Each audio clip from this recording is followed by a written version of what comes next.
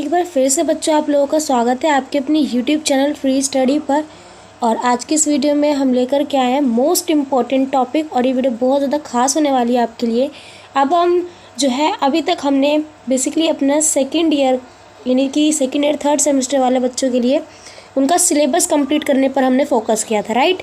हमने सिर्फ और सिर्फ उनका सिलेबस कंप्लीट करने पर फोकस किया था और लमसम हमारा सिलेबस पूरा हो चुका है। जैसे पॉलिटिकल का आपका सिलेबस पूरा है, हिस्ट्री का भी पूरा है, हिंदी का भी आपका पूरा है, बस एक यूनिट छूटी हुई है जो कि हम इम्पॉर्टेंट क्वेश्चन में कवर कर लेंगे।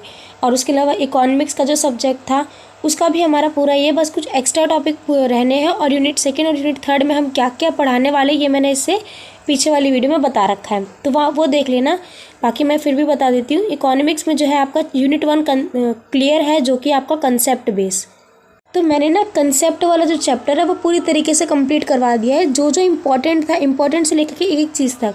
क्योंकि इकोनॉमिक्स एक ऐसा सब्जेक्ट होता है ना, एक तो पहली चीज़ आप इसको फर्स्ट टाइम पढ़ रहे होंगे, किसी किसी बच्चों को ये फर्स्ट टाइम सब्जेक्ट मिला है पढ़ने के लिए, तो उनके लिए क्या है ना कि इकोनॉमिक्स सब्जेक्ट थोड़ा सा टफ लग रहा होगा, क्योंकि जो भी इसके कंसेप्ट होते हैं उनको पता ही नहीं है, जबकि जो पहले से पढ़ के आए उनको पता होगा थोड़ा बहुत।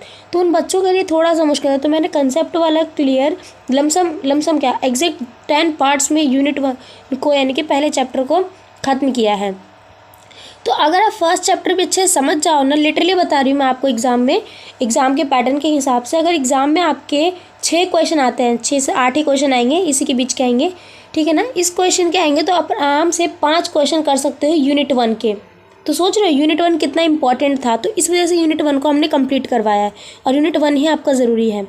और उसके अलावा न्यू सिलेबस में क्या था कि कुछ एक्स्ट्रा टॉपिक भी ऐड ऑन हुए थे, आपके कुछ एक्स्ट्रा टॉपिक भी ऐड हुए थे। तो वो जो एक्स्ट्रा टॉपिक है वो हम कवर कर लेंगे एक्स्ट्रा क्वेश्चंस के साथ।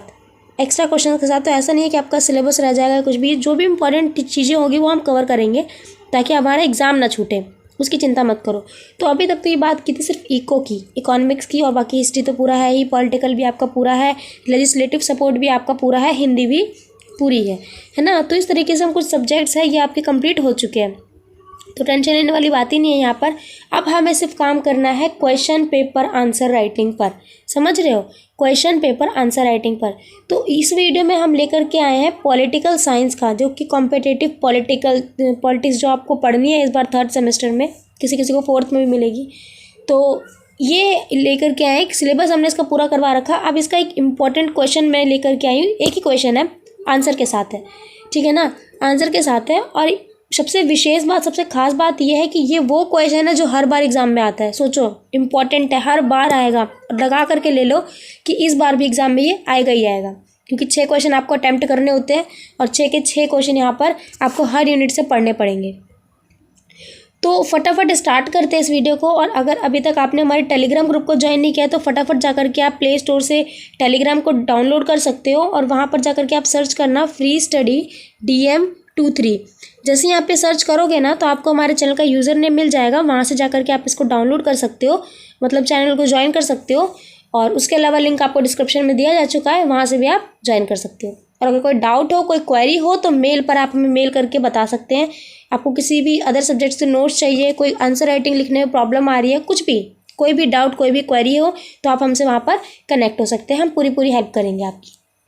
तो फिलहाल इस वीडियो में हम बात करेंगे एक ऐसे क्वेश्चन की जो बहुत ज़्यादा इंपॉर्टेंट है। अब क्वेश्चन क्या है ये बात याद रखो, और मैंने आपको एक बार नहीं बहुत बार बोला, दोबारा बोल रही हूँ, एग्ज़ाम में जो है क्वेश्चन आपको 2 से 3 बार पढ़ना है, 2 से 3 बार पढ़ना है, बार पढ़ना है, ठीक है ना।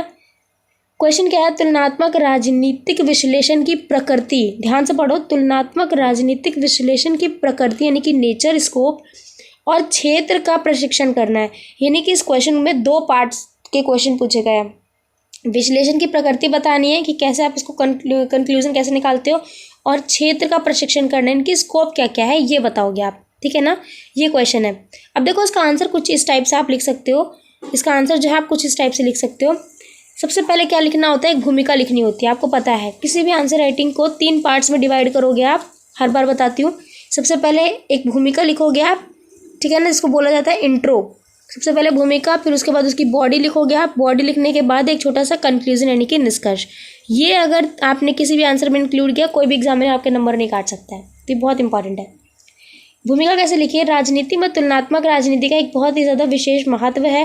तुलनात्मक राजनीति केवल आधुनिक युग की देन नहीं है, बल्कि इसका गौरवपूर्ण अतीत तुलनात्मक राजनीति के विकास की गाथा ही रही है। और इसकी शुरुआत किसने की है? इसकी शुरुआत की है अरस्तु से हुई है। और अरस्तु ने सर्वप्रथम 158 यानी कि 158 देशों के संविधानों की आपस में तुलना कर दी और राज्य से संबंधित जो भी उसमें सिद्धांत लागू किए गए थे उनकी नींव रख दी। यानी कि अरस्तु ने स्टार्टिंग में तुलनात्मक राजनीति को इस तरीके से बताया कि उन्होंने 158 देशों की आपस में 158 देशों के संविधानों की आपस में तुलना कर दी कि ये संविधान इससे कैसे अलग है। कोई तुलनात्मक राजनीति में हम ये तो पढ़ते हैं ना कि तुलनात्मक राजनीति में एक देश किसी दूसरे देश की शासन व्यवस्था से तुलना करता है। जैसे चीन है, चीन की क्या क्या जो वहाँ पर शासन व्यवस्था है वो भारत से कैसे अलग है। ये अगर हम इसको पढ़ने बैठे तो ये किसके अंदर आएगा? कॉम्पिटिटिव पॉलिटिक्स यानी कि तुलनात्मक राजनीति के अंदर आएगा। ठीक है ना, ये हमने बहुत अच्छे से समझा था चैप्टर 1 में, तो मुझे नहीं लगता कोई डाउट होने चाहिए। अगर आपने नहीं देखी है तो आप जाकर के हमारे सिलेबस की वीडियो देख सकते हो। और इसी तुलना से नए विचारों की भी सोच और आगे बढ़ी कि कौन सी व्यवस्था किस समाज के लिए होनी चाहिए। उनकी इसी बात का विकास करते तुलनात्मक राजनीति का आज ये विकास हुआ जिसे हम पढ़ रहे हैं। अरस्तु ने तुलनात्मक राजनीति में काफ़ी बदलाव किया।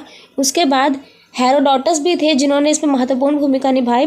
दूसरे विश्व युद्ध सेकेंड वर्ल्ड वॉर के बाद तुलनात्मक राजनीति का काफ़ी बड़ा बदलाव हुआ और इसमें केवल शासन के ढांचे का ही अध्ययन नहीं बल्कि इसके विषय क्षेत्र यानी कि तुलनात्मक राजनीति के विषय क्षेत्र से संबंधित जो भी विभाग आते हैं उनकी भी बात की गई थी। और जिन ब्लॉन्डेल ने इसको और 2 कारकों से जुड़ा हुआ बताया कि तुलनात्मक राजनीति का जो विषय क्षेत्र है, विश्लेषण का क्षेत्र है, वो 2 कारकों से है। एक, तुलनात्मक राजनीति में सीमा संबंधी विवाद जो है वो ज़्यादा देखा जाता है। और एक और बताया उनमें कि तुलनात्मक राजनीति में जो सरकार की मानकें होती हैं और जो व्यवहार होते हैं इसको लेकर के विवाद होता है। तो ये आप यहाँ पर लिख सकते हो। फिर उसके बाद एक इस तरीके से और अच्छे से लिख सकते हो कि आइए इन तथ्यों से हम दोनों विवादों को विस्तार से समझते हैं और उसके विषय क्षेत्र को और ही आगे बढ़ाते हैं और समझते हैं। फिर उसके बाद जो आपने 2 पॉइंट्स वहाँ बताए, 2 कारक बताए, जो जिन ब्रिगेड्स ने तुलनात्मक राजनीति के विश्लेषण के क्षेत्र में 2 भाग बताए थे उसको आप यहाँ पे बता सकते हो। एक तो था सीमा संबंधी विवाद। यहाँ बता दोगे कि इस विवाद के अंतर्गत राजनीति जो वैज्ञानिक होते हैं इस बात पर सहमत होते हैं कि किसी भी तुलनात्मक राजनीति का जो संबंध है वो राष्ट्रीय सरकारों से होता है और इसमें केवल सरकारी ढांचों का ही नहीं बल्कि सरकारी संस्थानों का भी योगदान या कार्यकलापों का भी योगदान होना चाहिए। अब देखो मतलब कैसा कहने का मैं ये भी बता देती हूँ। ये जो विवाद है कहता है कि इस विवाद के समर्थकों का मानना है कि तुलनात्मक राजनीति एक देश के अंदर ही होनी चाहिए। यानी कि एक जो हम तुलना करते हैं ना एक देश के दूसरे देश से, इस विचारक के समर्थकों का मानना है कि तुलनात्मक राजनीति में एक देश का उसी की संस्था के साथ तुलना होनी चाहिए, उसकी राष्ट्र सरकारें कैसे काम कर रही है उसकी तुलना होनी चाहिए। बस ये है सीमा विवाद। और उसके अलावा जो दूसरा विवाद हमने पढ़ा था उसमें मानकों की जो अभिव्यक्ति कानूनी प्रक्रियाओं व विभागों से होती है। बिल्कुल सामान्य सी बात है, जो कानून बनेंगे, कानून जिस तरीके से बनते हैं मानवों को यानी कि नागरिकों को वही कानून मानने होते हैं। तो कभी कभी इसके ऊपर भी विवाद बन जाता है कि नागरिकों पर जो कानून लागू किए जा रहे हैं वो तुलनात्मक राजनीति के अंदर सही नहीं होते हैं, तो इसके पीछे विवाद है। पर राजनीतिक व्यवहार कभी कभार क्या होता है कि कानूनों के प्रतिकूल आ जाते हैं और यही प्रतिकूल और अप्रतिकूल होने के कारण तुलनात्मक राजनीति विवाद का रूप ले लेता है। उनके अप्रतिकूल होने से क्या होता है कि राजनीतिक आदर्शों, सिद्धांतों और व्यवहारों का अध्ययन शामिल होगा। इसलिए जो तुलनात्मक राजनीति की जो प्रकृति है आज पूरी तरीके से बदल चुकी है। तुलनात्मक राजनीति की प्रकृति को समझना महत्वपूर्ण है और मतभेद के लिए वर्तमान में ये प्रासंगिक भी है। तुलनात्मक राजनीति की विश्लेषण की प्रकृति को 2 और भागों में बांटा गया है। इस तरीके से आप बताओगे तुलनात्मक राजनीति की जो प्रकृति है 2 भागों में क्या, एक तो है आपका लंबात्मक और एक है आपका क्षैतिज या अनुप्रस्थ। ये 2 भाग है किसकी, विश्लेषण की प्रकृति की। अब इन 2 भागों को भी आप आराम से बताओगे। लंबात्मक क्या होता है? लंबात्मक होता है कि इस धारणा के समर्थकों का ये कहना होता है कि इस तुलनात्मक राजनीति में एक ही देश के अलग अलग स्तर पर, जैसे राष्ट्रीय स्तर और स्थानीय स्तर हो गए, उनको प्रभावित करने वाले के लिए आपस में तुलना होनी चाहिए। यानी कि राष्ट्रीय स्तर पर ही, देशीय स्तर पर विभिन्न स्तरों पर तुलना होनी चाहिए। कौन मानता है ये? तुलनात्मक जो लंबवत तुलनात्मक अध्ययन है वो मानता है। पर यह है कि इस तुलना के कारण जो तुलनात्मक राजनीति की प्रकृति को वास्तविक में नहीं समझा गया है, इसीलिए इसको अब धारणा को वर्तमान में नहीं माना जाता। पर एग्जाम में आएगा ये, तो आप इसको लिख लेना। दूसरा है ये आपका क्षैतिज तुलनात्मक अध्ययन, ठीक है ना। इस धारणा के अंतर्गत क्या कहना होता है इनके समर्थकों का कि जो तुलनात्मक राजनीति है वो राष्ट्रीय सरकारों की क्षैतिज तुलना है। इस धारणा में दो और बातें ये कही गई है कि तुलना जो है एक देश की संस्थाओं की होनी चाहिए, यानी एक ही देश की संस्थाओं की हो। और दूसरा ये कहता है कि राष्ट्रीय सरकारों की जो आज पूरे विश्व में, यानी कि एक तो कहता है कि एक देश के अंदर ही तुलना हो, लेकिन दूसरा कहता है कि नहीं, एक देश के विश्व स्तर पर भी तुलना हो, यानी कि एक देश के दूसरे देशों के साथ तुलना हो कि वो विश्व में कैसे है।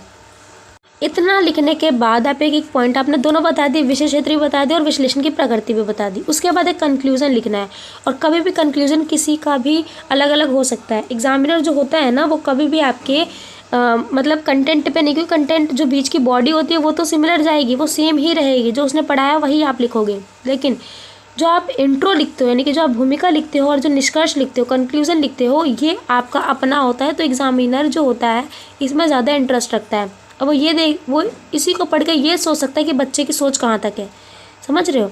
तो ये आपको बहुत अच्छे से लिखना है, क्वेश्चन को अच्छे से समझ करके लिखना है। अब देखो कंक्लूजन यहाँ पर किस प्रकार से लिया गया है। उपयुक्त कथनों से हम ये कह सकते हैं कि तुलनात्मक राजनीति में न केवल शासन तंत्रों का संगठनों की तुलना की जाती है, बल्कि मानकों और व्यवहारों का भी तुलनात्मक विश्लेषण किया जाता है। इसलिए तुलनात्मक राजनीति की विषय वस्तु भी आज पूरी तरीके से और ज़्यादा विस्तृत और खुली हुई है। समझ लो कितना आसान तरीके से यहाँ पर निष्कर्ष लिख दिया गया है। तो ये था आपका मोस्ट इंपॉर्टेंट एक क्वेश्चन पॉलिटिकल साइंस का, जो हमने डिस्कस कर दिया है आज की वीडियो में। सिर्फ इतना ही इस वीडियो में, बाकी पॉलिटिकल के आप बाकी क्वेश्चंस भी करो। अगर कोई क्वेश्चन आपको नहीं आ रहा तो आप हमारे टेलीग्राम ग्रुप को ज्वाइन करो, वहाँ से हमसे पूछ सकते हो। हम डेफिनेटली आपकी हेल्प करेंगे, और उसका आंसर भी इंपॉर्टेंट हुआ तो हम वहाँ पर भी डिस्कस करेंगे और उस पर वीडियो भी बनाएंगे, ठीक। तो बाकी ये वीडियो आपको कैसी लगी और किन किन क्वेश्चंस की आपको वीडियो चाहिए, या फिर आपको कौन से सब्जेक्ट्स की वीडियो चाहिए, कमेंट बॉक्स में आंसर ज़रूर बताना। वीडियो लाइक कर देना, ठीक है ना। अगर इस क्वेश्चन का आप आंसर काफ़ी टाइम से ढूंढ रहे थे, तो क्योंकि किसी भी सोर्स से नहीं मिल पाते, बहुत मुश्किल है, कोई जल्दी आंसर बताता नहीं है। और उसके अलावा अगर आपने ये वीडियो अभी तक लाइक नहीं किया तो लाइक कर देना, आप कमेंट बॉक्स में ज़रूर बताना जो मैंने पूछा, और वीडियो सब्सक्राइब कर देना, ताकि मोटिवेशन के साथ हम और अच्छे से काम करें और आप पूरी तरीके से मदद करने की कोशिश करें। तो मिलते हैं अब अगली वीडियो में एक और आंसर राइटिंग के साथ। तब तक के लिए बहुत बहुत धन्यवाद आप लोगों का यहाँ पर आने के लिए। Thanks to being here and thanks for watching.